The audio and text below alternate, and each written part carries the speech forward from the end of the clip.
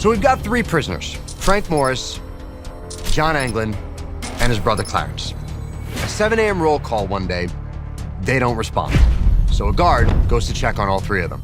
He sees all 3 of them lying in their beds, so he walks over to Frank's cell and he taps him on the head with his nightstick, and Frank's head falls off. In the pitch-black darkness of June 11, 1962, 3 men vanished from America's most inescapable prison. Frank Morris and brothers John and Clarence Anglin slipped through carefully widened vent holes, navigated a utility corridor, and disappeared into the treacherous waters of the San Francisco Bay aboard a makeshift raft constructed from raincoats. For decades, the official stance remained that the escapees had drowned in the frigid waters surrounding Alcatraz Island. Their bodies were never found. The cold case files gathered dust while the legend grew. 3 men who dared to attempt the impossible and vanished without a trace. But what if the unthinkable happened? What if they didn't perish in those dark waters, but instead pulled off the most audacious prison escape in American history? Recent evidence has emerged, challenging the long-held belief that the trio met their fate in the bay's deadly currents.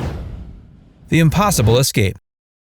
Alcatraz Federal Penitentiary wasn't just any prison, it was the end of the line. America's premier maximum security facility designed specifically to hold the nation's most troublesome prisoners. Set on a rocky island in San Francisco Bay, its isolation was its greatest security feature. The frigid waters, strong currents, and 1.25-mile distance to shore were considered an insurmountable natural barrier. Frank Morris was no ordinary inmate. With an IQ reportedly in the top 2% of the general population, he had already escaped from the Louisiana State Penitentiary before being transferred to Alcatraz in January 1960. The Anglin brothers, John and Clarence, were bank robbers who had attempted multiple escapes from other institutions. When these 3 men found themselves with adjacent cells in December of 1961, they began formulating what would become the most celebrated prison break in American history. Over 6 months, they meticulously executed their plan. Using discarded saw blades, metal spoons, and an improvised electric drill fashioned from a vacuum cleaner motor, they painstakingly widened the ventilation ducts beneath their sinks. Morris's accordion covered the sound of their work during music hours.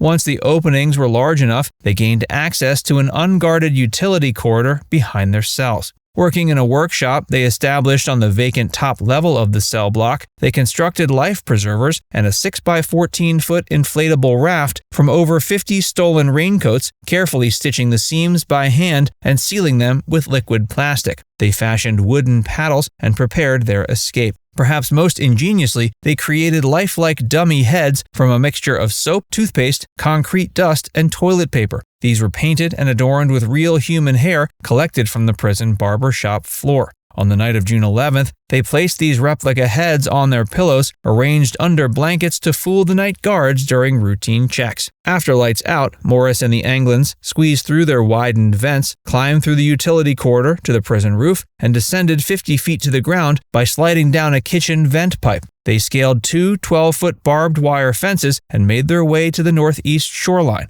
a blind spot in the prison's security network. There, they inflated their makeshift raft using a modified musical instrument as a bellows and pushed off into the bay's dark waters. A 4th conspirator, Alan West, had intended to join them but couldn't remove his ventilation grill in time. Left behind, West provided investigators with details about the escape plan and insisted their intention was to paddle to Angel Island, about 2 miles north of Alcatraz.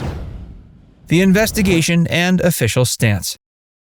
The following morning, June 12th, guards discovered the dummy heads during routine cell checks. By then, the escapees had a substantial head start. What followed was one of the largest manhunts in American history. Within days, potential evidence began washing up. A paddle was recovered approximately 200 yards off Angel Island. A wallet belonging to the Anglins, deliberately wrapped in plastic and containing family photos and addresses, was found in roughly the same location.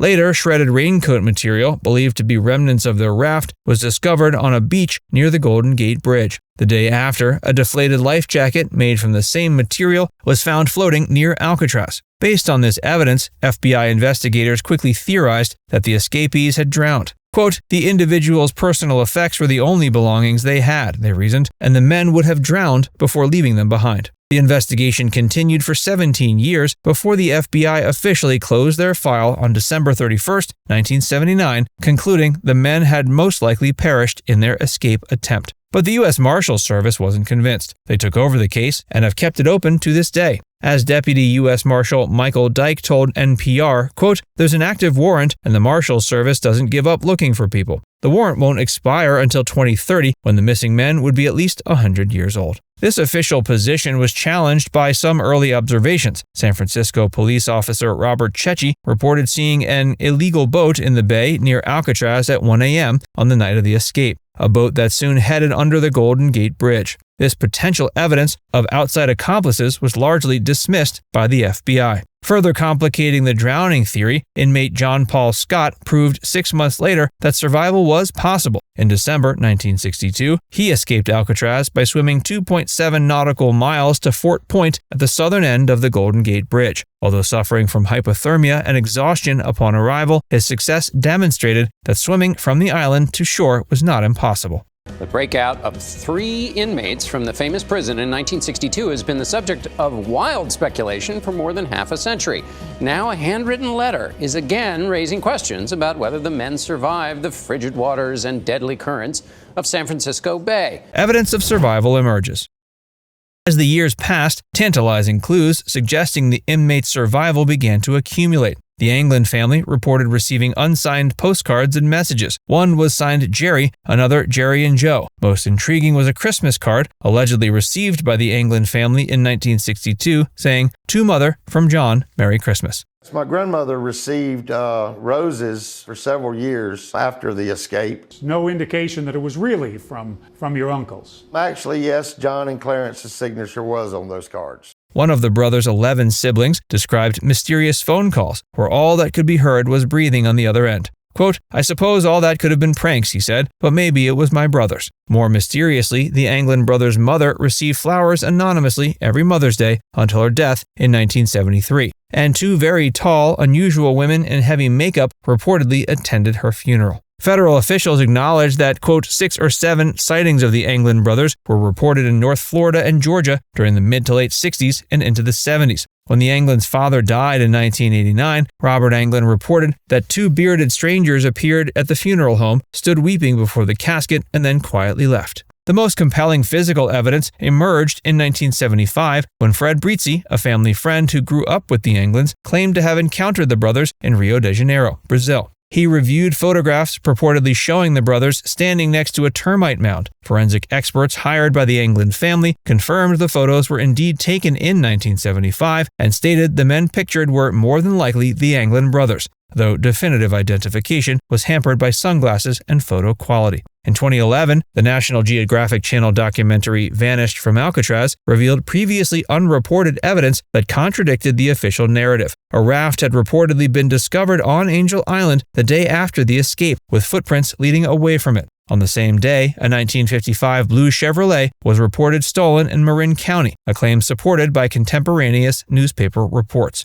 The following day, a motorist in Stockton, California, reported being forced off the road by 3 men in a blue Chevrolet. Scientific support for the possibility of survival came in 2014 when researchers at Delft University conducted a study of the bay's ocean currents. They concluded that if the prisoners had departed Alcatraz at precisely 11:30 p.m., they could have successfully reached Horseshoe Bay just north of the Golden Gate Bridge. The location where the paddle and belongings were discovered aligned perfectly with predicted drift patterns from such a journey. The letter that reignited the case. In 2018, the investigation took a dramatic turn when the FBI confirmed the existence of a letter allegedly written by John Anglin and received by the San Francisco Police Department in 2013. It said, quote, "My name is John Anglin. I escaped from Alcatraz in June of 1962 with my brother Clarence and Frank Morris. I am 83 years old and in bad shape. I have cancer. Yes, we all made it that night, but barely." The letter went on to claim that Frank had died in 2008 and was buried in Alexandria under a different name, while Clarence Anglin had died in 2011. The writer proposed a deal. He would surrender and reveal his location in exchange for receiving medical treatment for cancer and serving no more than 1 year in prison. According to the writer, he had spent many years living in Seattle after the escape, followed by 8 years in North Dakota before settling in Southern California. The FBI laboratory examined the letter for fingerprints, DNA, and handwriting analysis, but the results were deemed inconclusive. In January 2020, an Irish creative agency and AI specialist at IdenTV applied advanced facial recognition techniques to the Brazil photographs. Their analysis concluded that the men in the photos were indeed John and Clarence Anglin, adding scientific weight to Brizzi's claim. Robert Anglin reportedly told family members before his death in 2010 that he had maintained contact with John and Clarence from 1963 until around 87. Family members claim they have heard nothing since Robert lost contact with the brothers and have announced plans to conduct their own search in Brazil. Now it's time to hear from you. What do you think really happened that fateful night? Let us know in the comments section below.